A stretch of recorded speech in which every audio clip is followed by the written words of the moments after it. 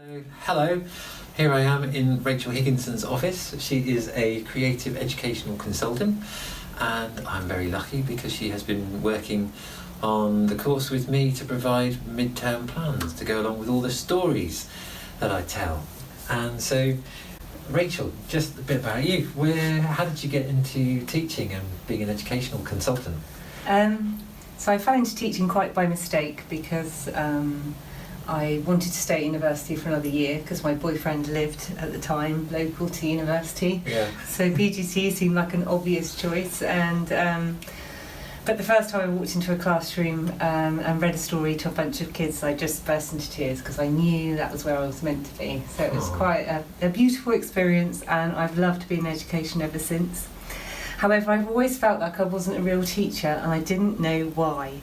But it's only been in recent years I've been in research in creative education that I realised the reason why I didn't understand the education system was because it really shouldn't just be about English and maths results. It's actually about shaping whole humans. That's what the education system is. So that's what I believe in, and that's what my mission is now as a consultant. Yeah. That's so cool. And I'm really grateful for the time that you've spent with my kids too in primary school, and the love that you've shown them over the years. And one of the things that we share in common is storytelling, and I love stories. So what do you think that stories and storytelling can bring to inspire sort of creative teaching, and also help us with some of the challenges that we have in education in schools at the moment?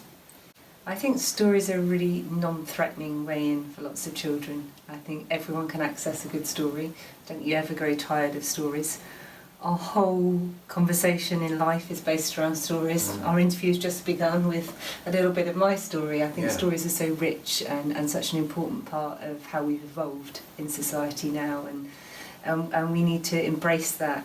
For kids to listen to a story is such a wonderful escape, and it can open a whole new world. It's also such a great way of raising moral issues, getting children interested in a new topic, getting them to understand and empathise with different characters. It's just so rich with all the different things that you can pull out of one story. Yeah, I love it.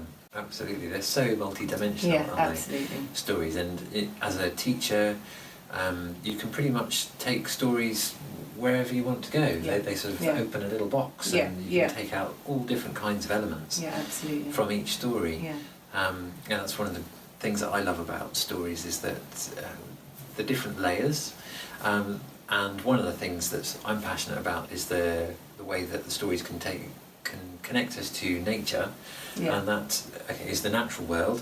But it's also our own creative selves, our own wilder selves inside. Yeah, absolutely. And as a teller, being able to express your interest in a topic, or a story can really help carry that without it being too dogmatic or Socratic or anything. It's a wonderful vehicle. I'm going to refer to this again. So,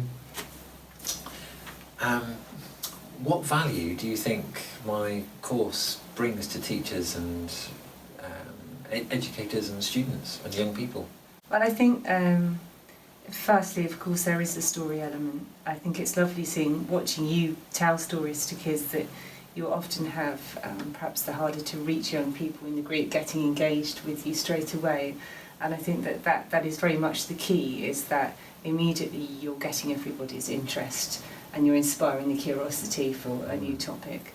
I think there's the whole oracy element, which we try and bring into every single topic and story, is that whole element of children being empowered to use their voice in retelling the story. But also that goes in lots of the different stories. It goes into debates and going out into public and speaking. We try and embrace that as much as possible, which is really exciting. But also what's lovely is about how we can take one single story and the entire national curriculum suddenly comes alive, and we have all the different subject areas, every single one included from one story. And it's an organic process. There's lots of great ideas, but it's not a this week you do this day you do this. Teachers need to take control of it with their young people and take it where it leads. But it's a great starting point for all of the different subjects, and I think it's in a world where at the moment in education we're feeling so frustrated, like we've got our hands behind our backs. It's a great way of showing how the national curriculum actually can really come alive.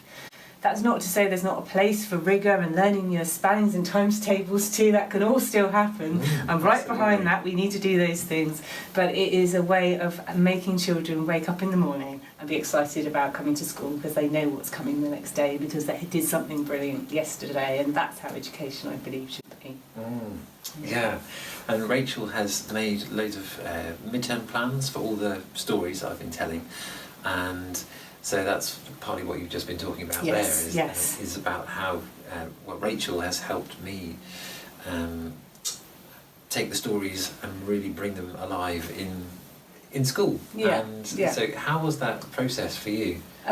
Frustrating, if I'm really honest, because now I'm a consultant, I don't actually teach these plans anymore, so every time I would email across something I'd written for Chris and then feel very sad that I was never going to see it come alive in the classroom, so I hope that people will enjoy doing it. But it was wonderful, if I'm honest, also thinking about how a whole school, because they can be used in a whole school, it's for all year groups, so how a whole school can come together. We've got a mini market, we've got exhibitions, all sorts of events that can happen at the end of these topics. It's wonderful to think that someday those things will be going on because of what we've collaborated to do, and that communities will be coming together in that way. It's very exciting. Very exciting. Yeah, so very grateful for that. And what are you excited about in your own world of creative consulting at the moment? Creative consulting is very exciting at the moment. The new Ofsted framework, I hate to use the word Ofsted in such an interview, but it's very exciting at the moment because they're proposing that we look at curriculum and make it more creative and rich in its content. So on the back of that, I'm developing my own research and development to support teachers to make a curriculum that's actually about shaping individuals ready for their future, rather than, as I said in the beginning, English and maths scholars. Yeah. That's exactly. That's really exciting. I'm also I've just finished writing a project for young people who are struggling to access education called Finding My Voice, which is an oracy project, which is all about empowering young people to both physically and metaphorically find their voice and what they're good at. And get them back on track in life, so that's really great. So lots going on, and just basically going into schools and getting them to innovate everything they're doing, which is just a pleasure because teachers are awesome, and we've got a lot of great educators out there who just need to feel empowered and more positive, so my job is a pleasure.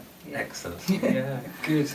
And so if people want to get in contact with you for things that you do? I've got a Facebook page, Rachel Higginson, Creative Education Consultant. Well, actually I'm Creative Consultant on Facebook, but I also have a website, so do look me up.